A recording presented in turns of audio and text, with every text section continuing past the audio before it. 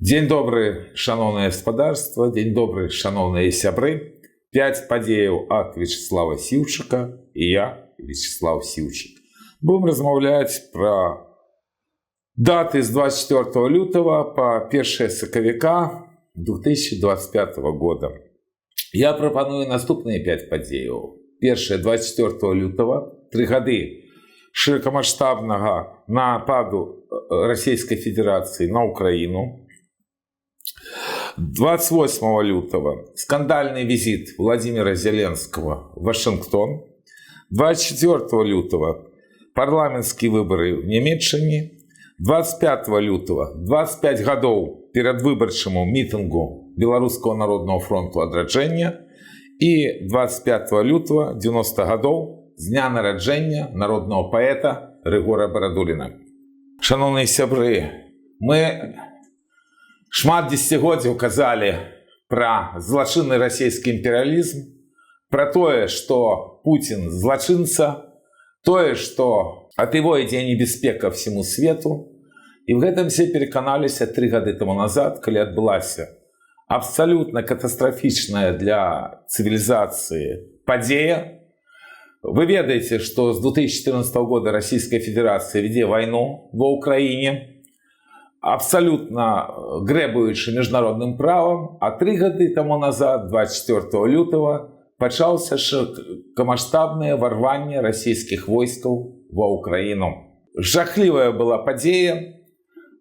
Захад был упэўнены в моцы России, якая была и ёсць коласам на глиняных ногах. Немецчине выкликали посла Украины для того, как выразить ему спачуванне, то, что такая доля Украины, что Киев будет завоеван за 3 дни, так моцна працавала российская пропаганда. Але ж здарыўся суд над Дніпром. Не гледзячы на палітику Владимира Зеленского, які практычна не падрыхтаваў краіну да гэтай трагічнай падзеі, сотні тысячаў, калі не мільён, мужчин Украины пайшлі в чэргі, вялікія чэргі в военкоматах, пачалі браць зброю і спынілі расійскую войска, не далі захапіць Кіев. Пасля вы ведаеце далейшыя крывавыя падзеі. Але ж і сёння на 3-й год, уже калі больш 3 гадоў гэтай страшнай тотальнай вайны, Украина змагаецца, и она змагаецца в першую чаргу тому, что народ Украины не скарыўся. Таму наша задача гэта падтрымліваць менавіта народ Украины, наших братоў. Гэта было зроблена і 3 гады тому назад, калі адбывалася массовые акции в Беларусі. Акции, где было арыштавана каля 1000 беларускіх патрыётаў, якія выйшлі з пратэстам супраць того, что незаконна территорию Беларуси выкарысталі путинские войски для того, чтобы ворваться в Киевскую и Черниговскую области Украины. На вялікі жаль, гэта ніяк не паўплывала на Владимира Зеленского, які адразу ператварыў всех грамадзян Республики Беларусь ва Украине в изгояў, и гэта не зменена до гэтага часу, что таксама абсолютно несправедливо. Война – это вельмі жахліва. Асабліва такая тотальная война, якая ведется сёння на украинских землях, бо мне вельмі заўсёды цяжка по пытанню колькасці беларускіх палітвязняў, потому что мы все рух солидарности разом зрабілі давным-давно. Еще в липени 2023 года мы приняли документы, где все расписано. Але спецслужбы Лукашенко дастаткова моцныя, ідзе заніжэнне колькасці палітвязняў, нічога з гэтым зрабіць немагчыма. Еще большая трагедия в Украине, где абсолютно сведомо занижаются ахвяры братнего нам украинского народа. Это так само показчик вот гэтага гнюсного часу, калі спецслужбы робяць што хочуць, бо, конечно, тое, што забіты сотні тысяч людзей, а афіцыйна гучыць, што гэта дзесяткі тысячаў, гэта не толькі несправядліва, гэта страшна для будучыні, потому што забіваць імкнуцца мільёнамі. Вось гэта расійска-украінская вайна, як не парадаксальна, яна узмацніла імперскую Расію. Россия, я хотел бы нагадать, с такой невеликой колькостью войсков заходила 3 года тому назад в Украину. Колькость этих войсков за 3 года повеличилась в разы. И кольки бы ни казала пропаганда про то, что Россия ослабла, мы бачим, что путинские войски ползут по Украине. Той локальный поспех, який мел ЗСУ, ворвавшийся в Курскую область, так само має зараз досить тяжкі наступства, тому що і площа, яку контролює ЗСУ, скоротилася менше до 400 квадратних кілометрів. І практично прострілюються всі шляхи логістичні по підвозу людей, боеприпасаў і гэтак далей в Курскую область. Таму пытанне, калі адтуль сыдуць войскі.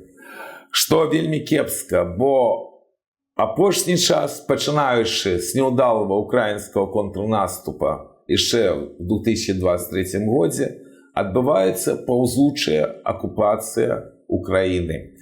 І, канешне, вельмі малая ёсць радасць з того, што спавольнілася апошнім часам гэтая акупацыя. Так, за люты акупавана 200 квадратных кіламетраў тэрыторыі Украіны расійскімі войскамі. Пік прыйшоўся на лістапад. Я хотел бы нагадаць, што Буданов, спецслужбы Украіны, ГУРы, яны казалі, што расіяне выдохнуцца недзе в кастрычніку. Это не аказалася неправдай. Яны не выдохліся, і вельмі хацелася, каб хотя бы на пачатку весны гэтая паўзучая акупацыя России и Украины спынілася. Але пакуль падстаў для аптымізма няма. Памятаем гэтую страшную дату. Гэтая дата прымусіла тых людзей, якія замянілі апазіцыю ў 2020 годзе, казаць все-таки тое, што мы казалі яшчэ до 22 лютого 2022 года, про российский империализм, про злочинство Путина и его осиродзе. И в этом сенсе сегодня диаспора Беларуси в свете, яна адзіная, яна катэгарычна выступае супраць расійскай агрэсіі, выступае за братні нам украінскі народ. Это при тым, что ўлада Зеленского все ровно трымает грамадзян Беларуси в якасці изгояў. Свой да свайго по свае. Шановные сябры, запрашаю вас о 14 гадзіне в неделю 9 сакавіка традыцыйная акцыя беларусаў Варшавы каля помніка Каперніка. Прыходзьце, будзьма разам. Свой да свайго по свае. 28 лютого скандальный визит Владимира Зеленского в Вашингтон. Першае. Здаецца, Зеленскому удалося закрэсліць тое, што Злучаныя Штаты Амерыкі з'яўляліся стратэгічным партнёрам для Украіны. Я ведаю, што абсалютная большасць беларусаў жыве в інфармацыйным поле, якое створана абсалютна штучна. Ведаю уже каментары, дзе все чамусьці падтрымліваюць Владимира Зеленского. Хотел бы нагадаць гэтым людзям некалькі рэчаў. Зеленскі традыцыйна, прыехаўшы з Злучаныя Штаты Амерыкі, он напросился на гэтую сустрэчу. За гэтаму вельмі спрыял і прэзідэнт Францыі Макрон. Працавалі все службы Украины дипломатичные, каб Зеленскі все-таки сустрэлся с Трампом. Заманкой была дамова про рэдказямельныя металлы. Хотел бы нагадать, что это идея Владимира Зеленского, гэта з ягонага плана перамога, які был яшчэ зусім недавно, и специально гэты пункт про радовішчы был включены менавіта с разліку на асабістыя якасці Дональда Трампа, президента Злучаных Штатов Америки. гэта крыху спрацавала, і вы бачыце, да чаго гэта все прывяло.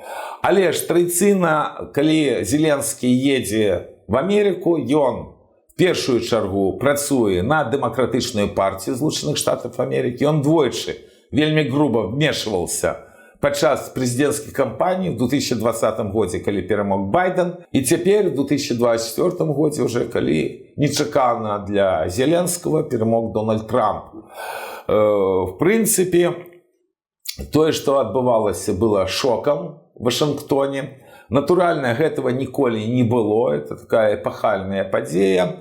Чаму яна адбылася? Ну, не забывайце, што да этого часу невядома колькі грошай Злучаныя Штаты Амерыкі выделілі Украіне. Размовы ідуць абсалютна о розных лічбах. Ёсць репліка Маска, які сцвярджае, што за кошт грошай, якія выдзялялись на падтрымку Украіны, фінансавалась і дэмакратычная партія Злучаных Штатаў Амерыкі, і некаторыя дзеячы рэспубліканскай партыі. Я хацеў бы нагадаць, што за абедзвюмі гэтымі партыямі зараз стаіць дастаткова жорсткая ідэалогія. І Дэмпартія з'яўляецца ведучай сілай вось гэтага неабальшавізма, які цалкам панаваў Европу і пасунуты в Злучаных Штатах толькі дзякуючы нечаканаму выйгрышу Дональда Трампа. І там яшчэ невядома, што будзе. Вось чаму Владимир Зеленскі себе дазволіў сказаць то, што ён дазволіў, бо гэты візіт рыхтаваўся в супрацы з еўрапейскімі лідарамі, а наперадзе, хутчэй за ўсё, дастаткова цяжкія часы. Што мы маем в падсумку? Ёсць пачвара Владимир Путин. Россия, якая напала на Украину, якая несе пагрозу всім сваім суседзям, потому что ідэалогія расійскага імперыялізма вядома. Гэта не людзі. Гэта спадчыннікі тых людзей, якія дзесяткамі мільёнаў расстрэльваў украінцаў, беларусаў, жыхароў краінаў Балтіі, палякаў, чехаў. Ну, всіх, да каго дацягнуліся савецкія войскі пад кіраўніцтвам Сталіна. Гэтыя спадкаемцы, натуральна, несуць страшную пагрозу да всего чалавецтва, в першую чаргу да Европы. А Европа, яна оторвалася ад рэчаіснасці. В мілітарным плане гэта абсалютны карлік. І вось гэтая страшная тотальная вайна, якая велася ва Ўкраіне, она першая, як не дзіўна, умацоўвала расійскае войска і дэманстравала абсалютную мужнасць украінцаў. І таксама тое, што ішла амерыканская зброя, ішла дастаткова моцная амерыканская дапамога. Вось што будзе цяпер з дапамогай, гэта зразумела. Пасля візіта Зеленскага з Амерыкі яна будзе спынена, а вось наконт зброі, хутчэй за ўсё, Злучаныя Штаты Амерыкі прапануюць, каб Европа плаціла за амерыканскія танкі, ракеты і гэтак далей. І гэта вельмі вялікія грошы, которые кладуцца таксама на плечы еўрапейцаў. І наколькі еўрапейскія народы гатовы да гэтага, таксама абсалютна невядома. Сітуацыя абсурдная, бо зрываць прапановы о мире, натуральна, это роля Владимира Путина, бо его сама идея в том, что в области Украины входит в Россию, она абсолютно незаконная, и она облудливая, и она не дозволяет вести перемовы про мир. Но тут выступил Владимир Зеленский, у которого так само дастаткова цяжкая ситуация, бо в Украине не все так просто. Там жахліва. Там практично удалось расколоть людей на некалькі категорий. Калі казаць про мужчин, то вы все ведаете, что ёсць ЗСУ, это самое моцное войско в Европе, потому что Россия гэта зусім не Европа. Гэта прыкладна каля мільёна чалавек.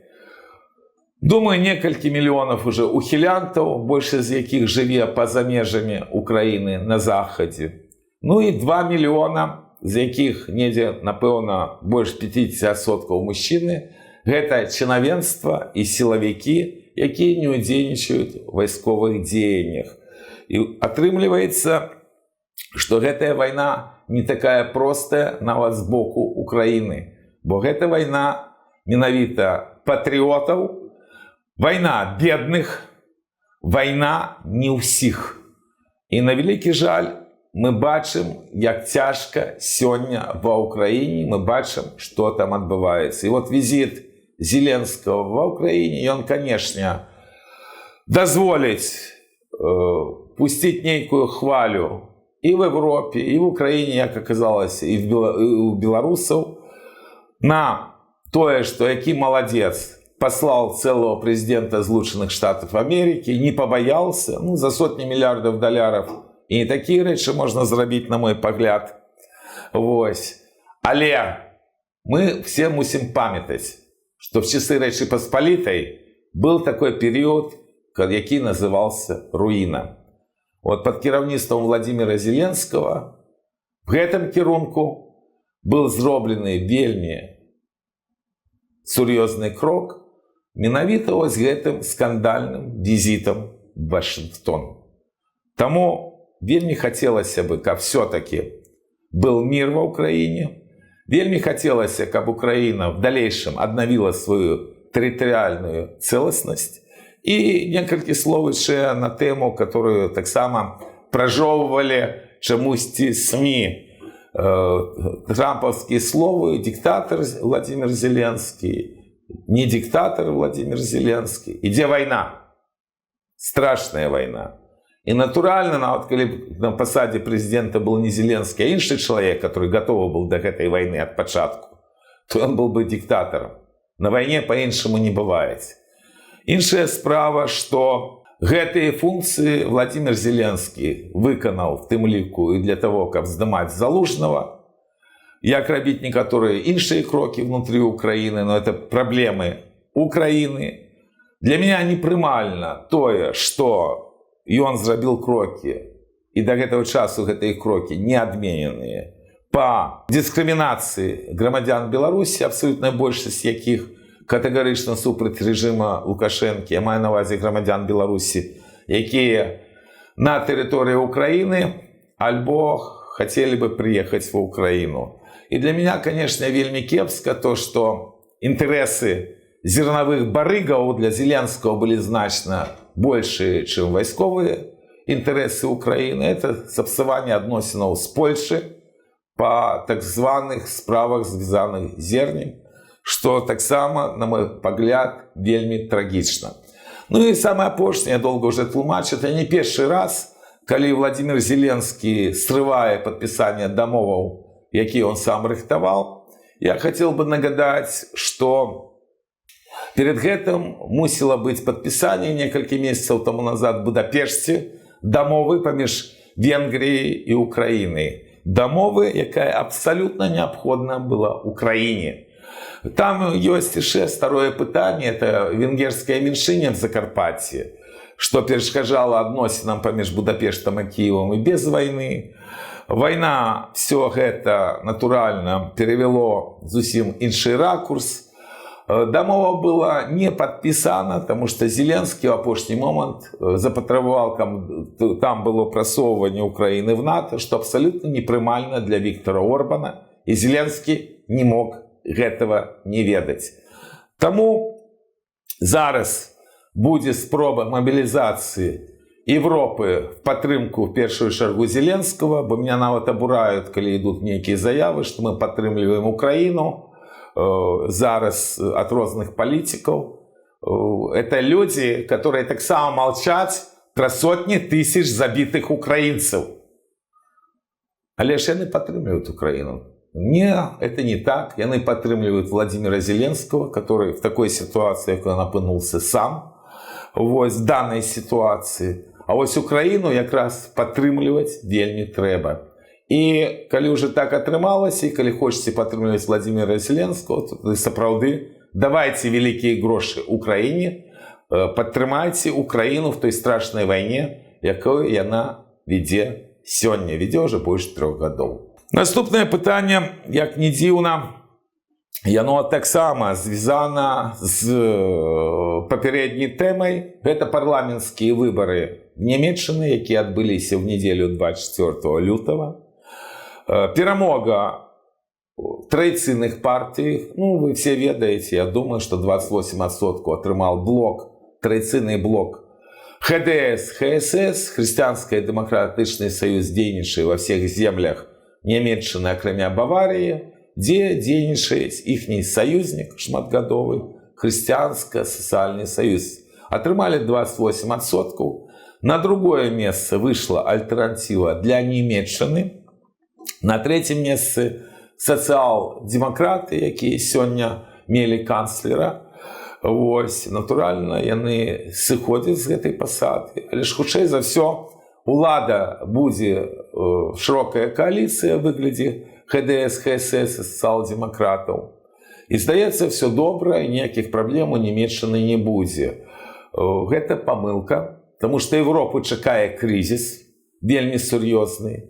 І можа адбыцца так, што вынікі вось гэтых выбараў, яны, наадварот, паспрыяюць в далейшем менавіта ультраправым, якія перамаглі в былой ГДР, і ультралевым, которые с одного боку и представлены в парламенте, бо 8% заняла левая партия, и заняла, як не дзіўна, в першую чаргу голосами молодых немцев.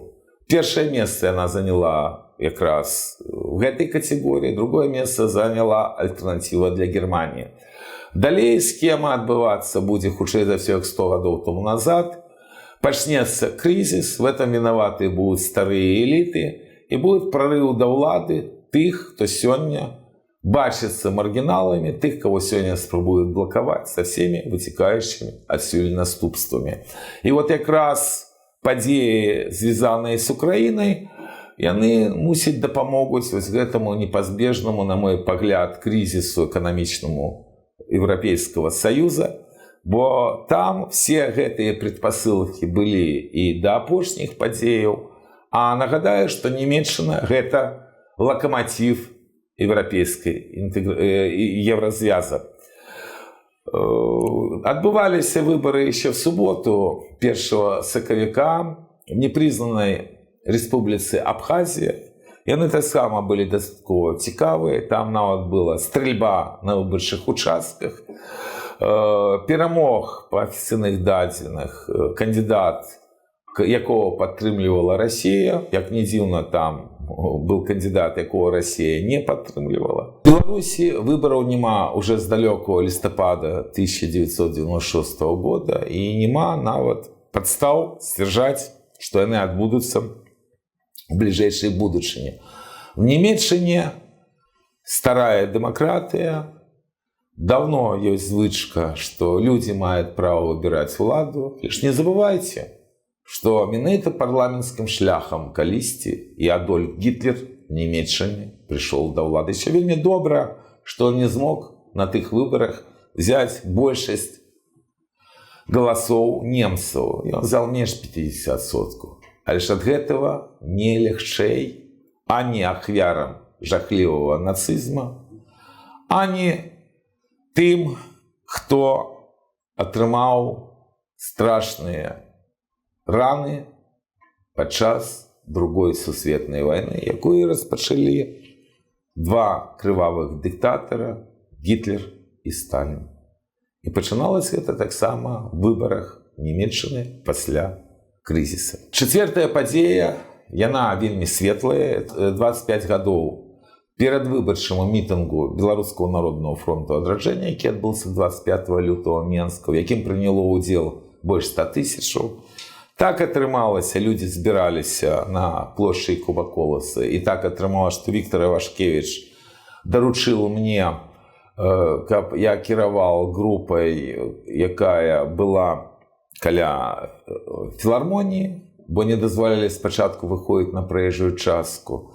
Был кардон АМАПа, які перашкаджаў людзям ісці. Былі сутычкі насупраць нас на другім баку праспекта з гэтым АМАПам. У нас нават сутычак не было, бо мне ўдалося правесці людзей без сутычак па ходніках. Але ж людзей было так шмат, што мы вельмі хутка выйшлі на праезжую частку, і вось праз весь горад з бело-чырвона-белымі сцягамі дайшлі да плошчы Незалежнасці, дзе адбыўся вялікі мітынг, вельмі знакаміты, дзе асвісталі першого сакратаря ЦК Компартии Беларуси Соколова, прымусілі его зняць шапку. Ну и самое галоўнае уже адбылося по заканчэнні мітынгу, калі для того, каб прорваць цензуру, для того, каб прорваць дезинформацию коммунистов, был поход на беларускую тэлевізію, на улицу Коммунистычную, як не дзіўна гучыць назоў этой улицы, она и сёння ёсць. Был дадзены под ціскам людей, удзельнікаў этой акции, эфир лидерам Белорусского народного фронту Зенону Пазняку, Вінцуку Вечорку и Алексею Марочкину. И тады якраз Беларусь пачула тыя словы, якія неабходна было, каб люди пачулі. Гэтыя словы Зенона Пазняка, что в свете не было такой злачыннай идеологии, як коммунистычная. Беларусы ведали про гэта, але ж так час было сфармулявана. И это таксама вельмі важный крок в нашей национальной вызвольной борьбе за правы и свободы белорусов. Вельмі светлая дата. Вельмі шмат людей, вельмі шмат было моладзі. Беларуси, вот наш час, калі здаецца, может быть и роспач, прыгадвайце такие добрые даты, калі было вельмі шмат людей и вельмі шмат наших сцягоў. И не верьте ворогам белорусского народа. Будут яшчэ великие акции в Беларуси, и будут повсюль подняты наши святые бело-чырвона-белые сцяги. И гэтаму таксама паспрыяла тое, что уже было в истории, передвыбарчы митинг Белорусского народного фронта «Адраджэнне» 25 лютого 1990 года. Свой да свайго па свае. Шановныя сябры, калі ласка, дапамажыце YouTube-каналу Вячеслава Сивчика, моему YouTube-каналу. Вельмі прашу, каб вы распаўсюджвалі інфармацыю, што такі YouTube-канал ёсць. Вельмі прашу, каб каментавалі, каб глядзелі. І калі ёсць магчымасць, аказвайце фінансавую дапамогу. Гэта можна зрабіць па першаму каментару пад гэтым відео. Будзьма разам, жыве Беларусь. Свой да свайго па свае. Ну і апошняя падзея, она таксама вельмі светлая. Гэта трэба дзякаваць Богу, што 90 гадоў таму назад на нашай беларускай зямлі нарадзіўся Рыгор Барадулін, Рыгор Іванович Барадулін, дзядзька Рыгор. Это Ушатчына, дзе ён нарадзіўся. Ягоная вёска вельмі недалёкая ад Бычкоў, у гэтай вёсцы нарадзіўся вялікі Васіль Быкаў. І калі казаць пра Беларускі народны фронт «Адраджэнне», то абавязкова трэба згадаць, што Рыгор Барадулін был и в аргкамітеце БНФ, и заўсёды был сябрам сойма БНФ, что это вельмі прыстойны беларускі інтэлігент, который таксама трымаўся праўды. Ён вельмі з павагай ставіўся да Васіля Быкова. Я ніколі не забуду, калі было пахаванне Васіля Быкова, як выглядал Рыгор Барадулін. Для него это сапраўды был просто жахлівы удар. И он, как гениальные поэты, коротко это сформулировал, что вот были Василь и мама, и теперь уже яны на небесах. Але, акрамя того, что он сапраўды шмат што зрабіў для беларускага адраджэння, нават тым, што ўваходзіў в пэўныя структуры Беларускага народного фронта и ніколі не здраджваў, што вельмі важна. Это гениальный поэт. Вельмі прашу, чытайце ягоныя вершы. Бо гэта ёсць сапраўды наш беларускі скарб. За все свое жыццё я только один раз просил дядьку Рыгора мне дапамагчы. Эта гісторыя, может, вам будзе цікавая. Это уже далёкі 2006 год, калі мы праводзілі акцыю пашанавання памяці Вінцэнта Гадлевскага. Все было дамоўлена. Мусіла быць навукова-практычная конференция в касцёле. Дастаткова широко мы про это казали. Вмешалась ГБ. Был великий натиск на католицкий костел. Все подвисло. Я вымушен был поехать до Рыгора Барадуліна. Потому что Рыгор Барадулін, як и іншыя прадстаўнікі беларускай інтэлігенцыі, акрамя всего іншага, практычна штогод ездил до Папы Римского. Рыгор Иванович нават і до конца моє тлумачэнне не слухаў, він просто сказал «поехали». І якраз тільки дзякуючы аўтарытету Рыгора Барадуліна адбылася хоць і невялікая навуковая практычная канферэнцыя памяці ксяндза Вінцэнта Гадлеўскага, якога забілі нацысты. Вот такая рэальнасць Беларусі. Ведаю, што шмат ёсць беларусаў, якія якраз добра ведаюць вершы Рыгора Барадуліна. Яшчэ раз заклікаю вас, чытайце нашего класіка і радуйцеся, і дзякуйце за тое, што такія людзі нарадзіліся на Беларусі, што яны былі беларусамі, што яны зрабілі такі внёсак і в беларускую, і сусветную культуру. Светлая памяць Рыгору Барадуліна. Я думаю, тое, што Беларусь выжыве, в гэтым ёсць заслуга мільёнаў людзей. І вядомых, і невядомых. І, канешне, гэта кропля там ёсць, якую зрабілі в наш час. І, натуральна, там будуць і асабістыя заслугі народнага паэта Беларусі Рыгора Барадуліна. Бо Беларусь жыла, жыве і будзе жыць. Жыве Беларусь!